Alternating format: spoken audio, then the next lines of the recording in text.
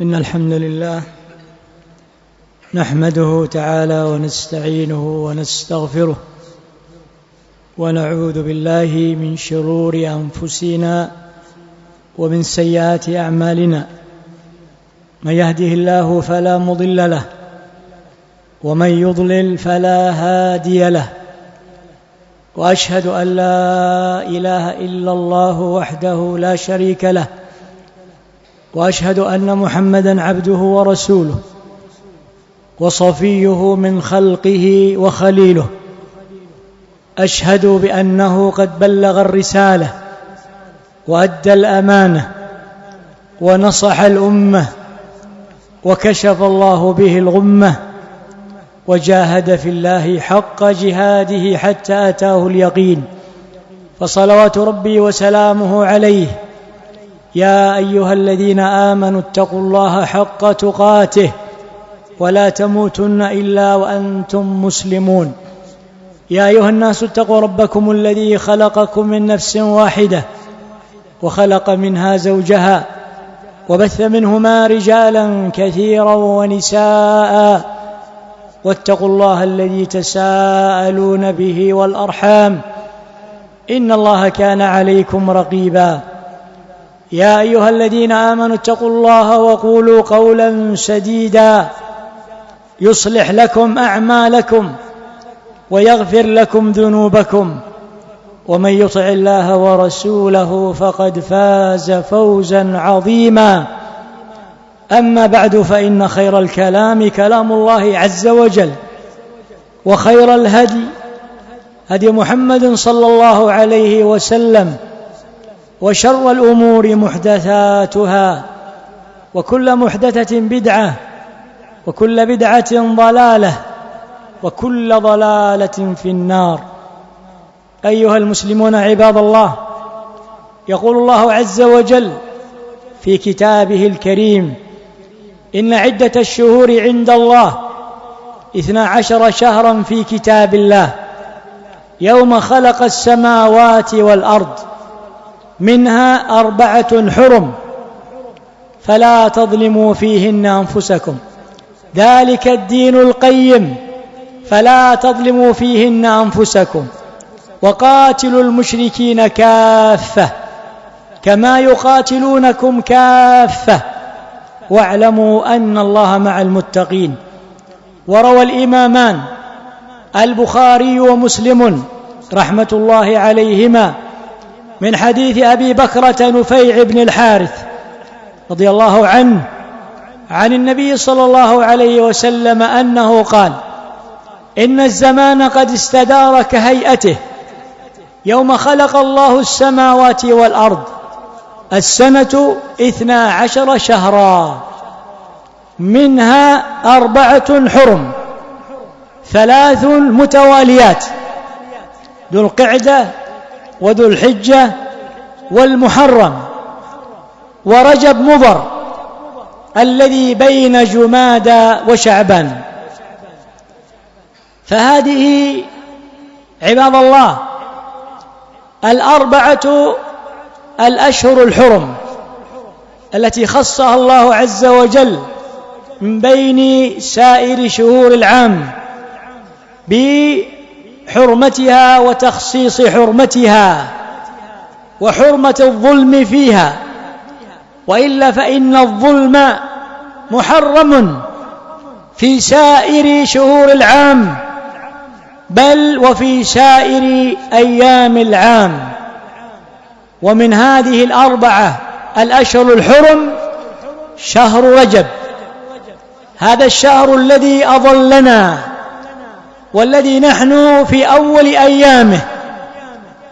هذا الشهر شهر رجب من الأشهر الحرم، وقد كان المشركون في جاهليتهم يعظمون هذه الأشهر الحرم، فلا يحدثون فيها قتالا ولا يأخذون بثأرهم، فربما وجد الرجل قاتل أبيه أو قاتل أخيه أمامه ولا يأخذ بثأره ولا يثأر. ما يمنعه من ذلك إلا أنه في شهر حرام. وللأسف من المسلمين اليوم ممن ينتسب إلى الإسلام أو ينتسب إلى بعض هذه الرسالات كاليهودية والنصرانية وغيرها لا يقيم لزمن من الأزمان حرمة ولا يميز بين شهر حرام وشهر غير حرام، فكان المشركون أفضل منهم في هذا المقام. في البخاري ومسلم عن عبد الله بن عباس رضي الله تعالى عنهما لما وفد عبد القيس إلى النبي عليه الصلاة والسلام فقالوا: يا رسول الله، إنا لا نستطيع أن نأتيك إلا في الأشهر الحرم، إن بيننا وبينك هذا الحي من كفار مضر، وأننا لا نستطيع أن نأتيك إلا في الأشهر الحرم، فمرنا بأمر فصل نأخذ به ونخبر به من وراءنا. يقولون: ما نستطيع أن نأتيك يا رسول الله إلا في هذه الأربعة الأشهر الحرم. لماذا؟ لأن بيننا وبينك هذا الحي من كفار مضر. هذه القبيلة التي كانت من أعظم القبائل تعظيما لشهر رجب، حتى النبي عليه الصلاة والسلام قال كما سمعتم في الحديث: ورجب مضر الذي بين جمادى وشعبان. بلغ من تعظيم أهل الجاهلية لشهر رجب خاصة ومن قبيلة مضر على وجه الأخص أنهم خصوه بأسماء وخصوه بأعمال وأفعال لم يسموا غيره من الشهور بهذه الأسماء، ولم يخصوا غيره من الشهور بهذه الأعمال، فسموا شهر رجب من التعظيم، لأن معنى رجب من الترجيب وهو التعظيم، لأنهم يعظمونه. وسموه بشهر الله، وسموه بشهر العتيرة، لأنهم كانوا يذبحون فيه عتيرة ذبيحة عند أول نتاج إبلهم. أول النتاج يذبحون ذلك النتاج الأول لطواغيتهم وآلهتهم التي كانوا يعبدونها من دون الله عز وجل. وسموه أيضا بالأصب، لأنهم كانوا يعتقدون أن الرحمة تصب فيه صبا، فسموه بالأصب. وسموه بالأصم بالميم، لأنهم يتوقفون فيه عن القتال، فلا يسمع لصوت سيوف ولا حديد ولا قعقعة سلاح ولا صوت استغاثة، فسموه بالأصم. وسموه بالمبرئ، لأنهم يقولون: من توقف فيه عن القتال وعلم حرمة شهر رجب وعظمته قد برئ من النفاق. وسموه أيضا بالهرم، لأنهم يقولون إن حرمته قديمة من زمن نزار ابن عدنان، فهو هرم، يعني أن حرمة هذا الشهر حرمة قديمة. وسموه أيضا بالمقشقش، لأنهم يقولون به يتقشقش، أي يتميز المستحل لهذا الشهر من غيره غير المستحل. وسموه أيضا بالمعلى لأنهم كانوا يعتقدون أنه أفضل شهور العام وهو الشهر العالي على سائر شهور العام. وسموه أيضا بالمطهر لأنهم يعتقدون أنه يطهر العباد من الذنوب. وسموه بالمنفس، يعتقدون أنه ينفس الكروب والمصائب. سموه بعدة أسماء، حتى ذكر بعض العلماء أن مضر سموا شهر رجب ب14 اسما، مما يدل على تعظيمهم لهذا الشهر خاصة. والنبي صلى الله عليه وسلم قد حث على مخالفة المشركين وعدم التشبه بهم في شيء من عباداتهم أو في شيء مما كان من خصائص عاداتهم.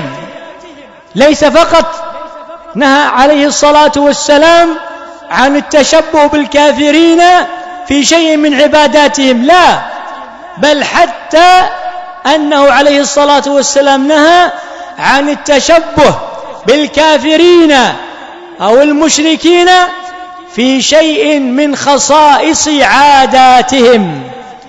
ولذلك روى الإمامان البخاري ومسلم رحمة الله عليهما من حديث أبي هريرة رضي الله تعالى عنه قال عليه الصلاة والسلام: لا فرع ولا عتيرة، لا فرع ولا عتيرة. لا فرع أي كما كان يفعل كفار قريش ومنهم قبيلة مضر، ولا عتيرة أي ذبيحة، ولا ذبيحة أي في رجب كما كان يفعل المشركون، يذبحون في شهر رجب ويخصونه بهذه الذبيحة. وإنما أكد الإسلام الذبيحة التي كانت عليها الرسالات السابقة وأقرت في شريعة الإسلام، ألا وهي ذبح الأضحية. ذبح الأضحية هذه الملة وهذه الشعيرة كانت في سائر الأمم مشروعة. قال سبحانه: ولكل أمة جعلنا منسكا ليذكروا اسم الله على ما رزقهم من بهيمة الأنعام. فلا ذبيحة تذبح تعظيما لله عز وجل وتقربا لله عز وجل إلا في يوم الأضحى وأيام التشريق الثلاثة. وما يذبح من الهدي في مكة من قبل حجاج بيت الله الحرام، وما يذبح من عقيقة حين يولد للرجل المولود عن الذكر شاتان وعن الأنثى شاة، وهكذا وليمة العرس. أما غير ذلك من الذبائح يجوز للناس أن يذبحوا ما شاءوا من الذبائح وفي أي شهر كان وفي أي يوم كان، لكن لا يعتقدون بذبحهم هذا أنها ذبيحة يتقربون بها إلى الله عز وجل، وإنما هي للتمتع بأكلها أو للأضياف ولحق الضيف الذي ينزل ضيفا عليهم.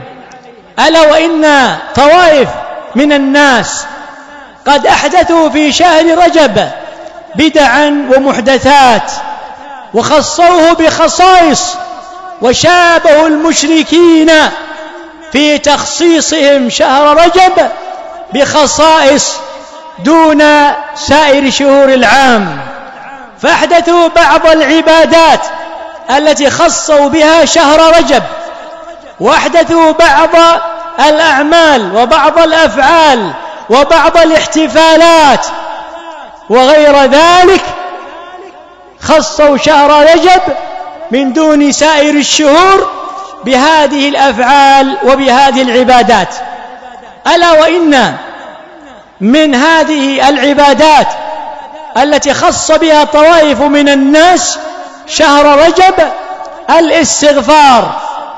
الاستغفار عبادة أمر الله عز وجل بها ورسوله عليه الصلاة والسلام، لكن لا يخص وقت دون وقت بالاستغفار، وإنما يستغفر المسلم ويأتي بالاستغفار كما ثبت عن النبي المختار صلى الله عليه وعلى آله وصحبه وسلم. أما تخصيص شهر رجب بالاستغفار فإن هذا من البدع والمحدثات، فإن من الناس من إذا دخل شهر رجب خصه بالاستغفار، فيسمع من بعض المساجد ذكر الاستغفار: رب اغفر لي وارحمني وتب علي، رب اغفر لي وارحمني وتب علي، رب اغفر لي وارحمني وتب علي، تخصيص للاستغفار في هذا الشهر. والسؤال: لماذا خصصتم شهر رجب من دون سائر الشهور بالاستغفار؟ فما هو الجواب إلا أن ذلك من الاستحسان، استحسنوا هذا الذكر وهو الاستغفار فأتوا به في هذا الشهر. نقول لا يجوز لمسلم أن يستحسن عبادة من العبادات أو فعلا من الأفعال أو ذكرا من الأذكار، لأن الاستحسان يعتبر إحداثا في دين الله وتشريعا لما لم يشرع في دين الله عز وجل. والله عز وجل هو القائل: أم لهم شركاء شرعوا لهم من الدين ما لم يأذن به الله. وقال الإمام مالك رحمه الله تعالى: من زعم أن في الدين بدعة حسنة فقد اتهم النبي صلى الله عليه وسلم بالخيانة. ألم تسمع إلى قوله تعالى: اليوم أكملت لكم دينكم وأتممت عليكم نعمتي ورضيت لكم الإسلام دينا، فما لم يكن يومئذ دينا لا يكون اليوم دينا. وقال عبد الله بن عمر رضي الله عنهما: كل بدعة ضلالة وإن رآها الناس حسنة. وقال عبد الله بن عباس رضي الله عنهما: لا يأتي على الناس زمان أحدثوا فيه بدعة إلا وأماتوا فيه سنة حتى تحيا البدع وتموت السنن. أقول قولي هذا وأستغفر الله العظيم لي ولكم ولسائر المؤمنين من كل ذنب فاستغفروه إنه هو الغفور الرحيم.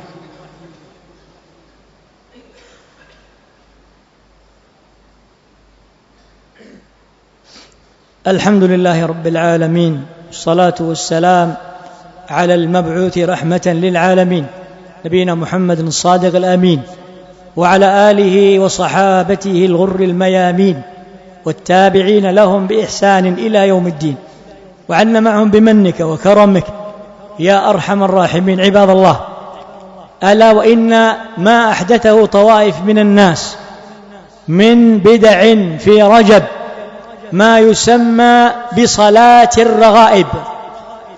هذه الصلاة التي تصلى في أول ليلة من رجب، في أول ليلة جمعة من رجب، وهذه الجمعة هي أول جمعة من شهر رجب، أي أنهم يصلون ليلة الجمعة البارحة مثل البارحة، يصومون يوم الخميس ثم بعد ذلك يقيمون هذه الصلاة، صلاة الرغائب، في أول ليلة جمعة من شهر رجب، ألا وهي هذه الجمعة. هذه الصلاة تسمى بصلاة الرغائب.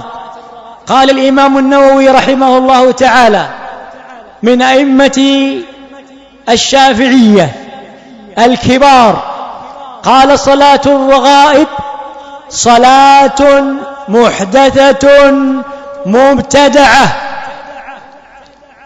أيا من ينتسب إلى الإمام الشافعي وإلى مذهبه، اسمع إلى منظر الشافعية من كبار أئمة الشافعية، بل يعتبر الإمام النووي هو المنظر لمذهب الشافعية وذكر الوجوه في المذهب الشافعي.